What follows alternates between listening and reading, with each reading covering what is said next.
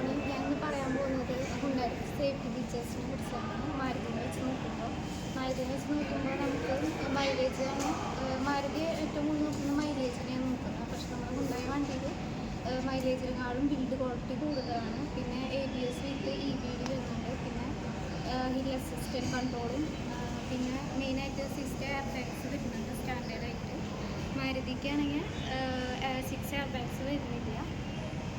പിന്നെ auto lock censoring auto lock വരുന്നുണ്ട്.